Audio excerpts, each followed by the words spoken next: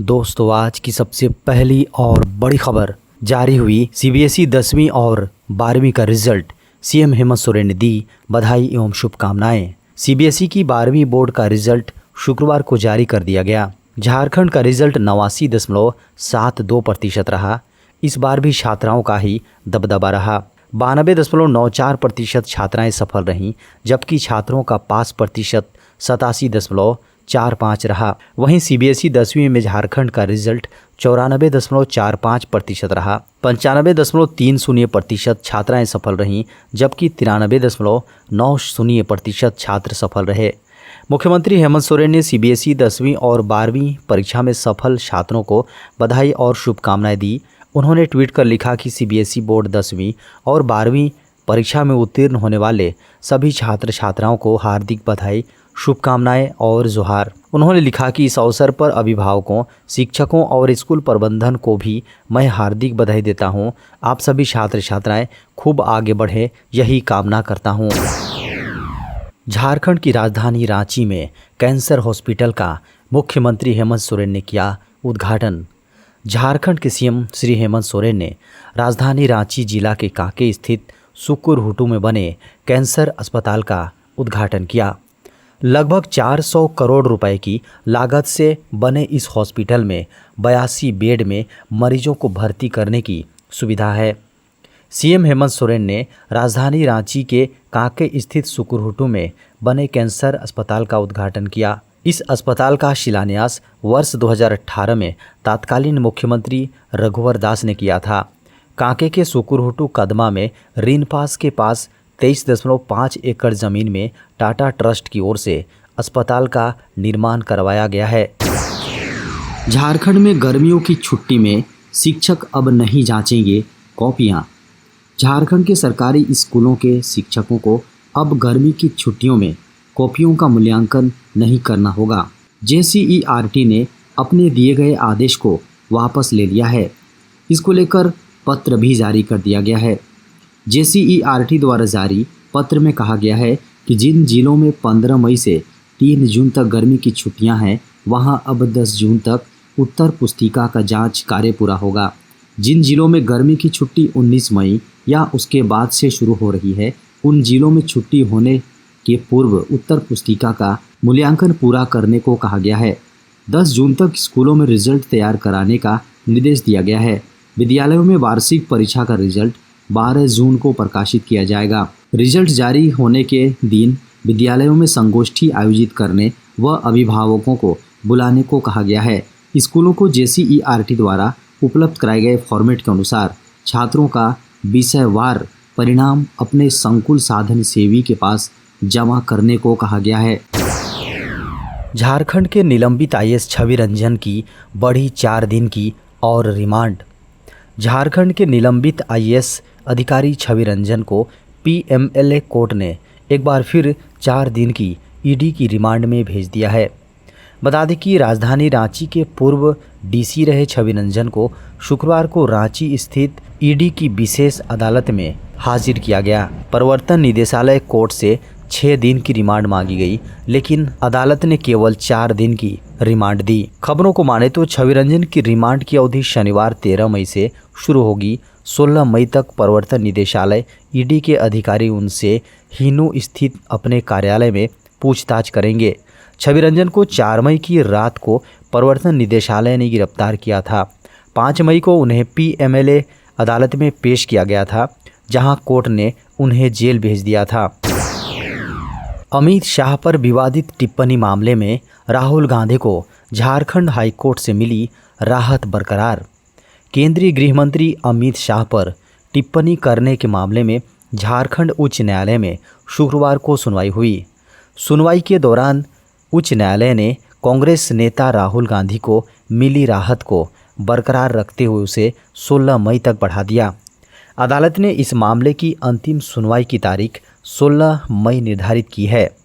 राहुल गांधी ने रांची की magistrate court की ओर से उनके खिलाफ शुरू की गई आपराधिक कार्यवाही को रद्द करने की अपील करते हुए उच्च न्यायालय की शरण में है। कांग्रेस नेता राहुल गांधी ने वर्ष 2019 के लोकसभा चुनाव के दौरान चाईबासा में एक चुनावी सभा को संबोधित करते हुए बीजेपी नेता अमित शाह के खिलाफ विवादित टिप्पणी की थी। झारखंड के बीजेपी नेता नवीन झा ने इसको लेकर पिछले साल रांची के सब डिविजनल जुडिशल मजिस्ट्रेट की कोर्ट में मामला दर्ज कराया था, जिसे कोर्ट ने खारिज कर दिया था। बड़ी खबर है, अब सरकार तलाशेगी आपका चोरी हुआ फ़ोन। केंद्रीय मंत्री अश्विनी वैष्णव ने हाल ही में लोगों के खोए हुए फ़ोन और पर्सनल डेटा को सेफ रखने का एक कारगर तरीका तलाशा है। केंद्रीय मंत्री ने संचार सारथी पोर्टल लॉन्च किया है। हालांकि अभी इसकी सर्विस शुरू नहीं हुई है। लोगों के लिए यह पोर्टल 17 मई को वर्ल्ड टेलीकॉम डे के मौके पर लाइव होगा। केंद्रीय मंत्री इस दिन इस पोर्टल की शुरुआत करेंगे। अगर किसी का फ़ोन खो जाता है तो वे लोग परेशान होने लगते हैं और फ़ोन को तलाशने के लिए पुलिस में रिपोर्ट भी कराते हैं, लेकिन इसका कुछ लाभ नहीं होता। अब यह व्यवस्था पूरी तरह से बदलने वाली है। अब आपका खोया हुआ या चोरी हुआ फ़ोन को सरकार तलाशेगी। अब सरकार ने स्मार्टफोन की उपयोगिता और प्राइवेसी को ध्यान में रखते हुए एक बड़ा कदम उठाया है। सरकार ने एक नए पोर्टल को लॉन्च किया है। इस पोर्टल की मदद से आपका खोया हुआ फ़ोन आसानी से वापस मिल जाएगा। पूर्व अग्निवीरों को लेकर रेलवे का बड़ा तोहफा। इन पदों पर भर्तियों में मिलेगा 15% आरक्षण। अग्निपथ योजना के तहत भारतीय सेना में 4 साल पूरा करने वाले पूर्व अग्निवीरों को इंडियन रेलवे ने बड़ा तोहफा दिया है। रेलवे ने सेना की अग्निपथ योजना के तहत रिटायर्ड अग्निवीरों को अपने विभिन्न विभागों के तहत सीधी भर्ती में नॉन गेजेटेड पदों पर 15% का आरक्षण देने का फैसला किया है। साथ ही अग्निवीरों को आयु सीमा और फिटनेस टेस्ट में भी छूट दी जाएगी। खबरों को माने तो रेलवे सुरक्षा बल यानी आरपीएफ में भी अग्निवीरों के लिए एक आरक्षण नीति विचाराधीन है। खबरों को माने तो रेलवे अग्निवीरों को लेवल 1 और लेवल 2 के पदों पर क्रमशः 10% और 5% हॉरिजॉन्टल आरक्षण प्रदान करेगा। अग्निवीरों को फिटनेस टेस्ट और आयु में छूट दी जाएगी। अग्निवीरों के पहले बैच को तय आयु सीमा से 5 साल, जबकि बाद के बैच को 3 साल की छूट दी जाएगी। चक्रवात मोचा का दिखेगा असर। नागालैंड सहित पूर्वोत्तर में इन राज्यों में होगी भारी बारिश। मौसम विज्ञान विभाग ने 5 पूर्वोत्तर राज्यों में बारिश की भविष्यवाणी की है। आईएमडी ने बंगाल की खाड़ी के दक्षिण पूर्व में गहरे दबाव के चक्रवाती तूफान मोचा में परिवर्तन होने के बाद यह पूर्वानुमान लगाया। चक्रवात मोचा के 14 मई को म्यांमार बांग्लादेश सीमा क्षेत्रों से टकराने की संभावना है। आईएमडी ने मिजोरम, मणिपुर और त्रिपुरा के लिए अलर्ट जारी किया है, क्योंकि ये 3 पूर्वोत्तर राज्य म्यांमार या बांग्लादेश के साथ सीमा साझा करते हैं। विशेष रूप से आईएमडी ने 3 पूर्वोत्तर राज्यों मिजोरम, मणिपुर और त्रिपुरा के लिए ऑरेंज अलर्ट जारी किया है। नागालैंड और दक्षिण असम में स्थित जिलों में तेज हवाओं के साथ भारी बारिश की भी भविष्यवाणी की गई है। सप्ताहांत के दौरान पूर्वोत्तर राज्यों में रिकॉर्ड भारी वर्षा होगी। त्रिपुरा और मिजोरम में 13 मई को भारी वर्षा होगी और 14 मई को छिटपुट स्थानों पर भारी वर्षा होगी। नागालैंड, मणिपुर और दक्षिण असम में रविवार को भारी बारिश होगी।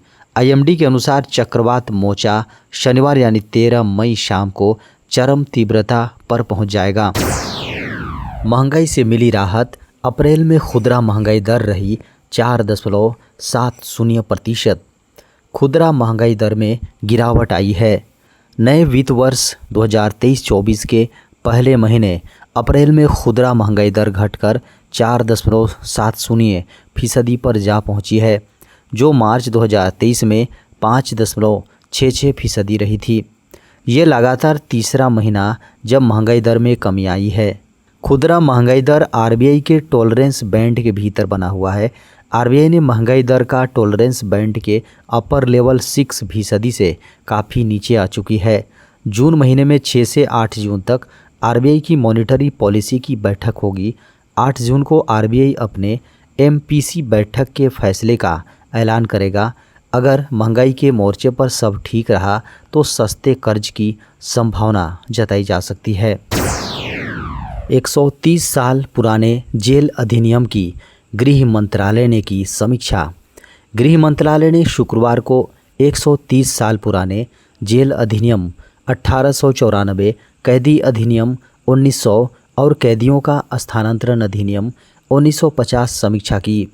इन अधिनियमों के प्रासंगिक प्रावधानों को आदर्श कारागार अधिनियम में शामिल किया गया है। गृह मंत्रालय ने कहा कि नया अधिनियम कैदियों के व्यावसायिक प्रशिक्षण और कौशल विकास और समाज के उनके पुनर्स्थापन पर ध्यान केंद्रित करेगा। उन्होंने कहा कि आदर्श कारागार अधिनियम 2023 का मकसद जेल प्रबंधन में सुधार करना और कैदियों को कानून का पालन करने वाले नागरिकों में बदलना है, समाज में उनका पुनर्वास सुनिश्चित करना है। नया कारागार अधिनियम महिलाओं और ट्रांसजेंडर कैदियों की सुरक्षा पर अधिक जोर देगा, जेल प्रबंधन में पारदर्शिता लाएगा और कैदियों के सुधार और पुनर्वास का प्रावधान करेगा।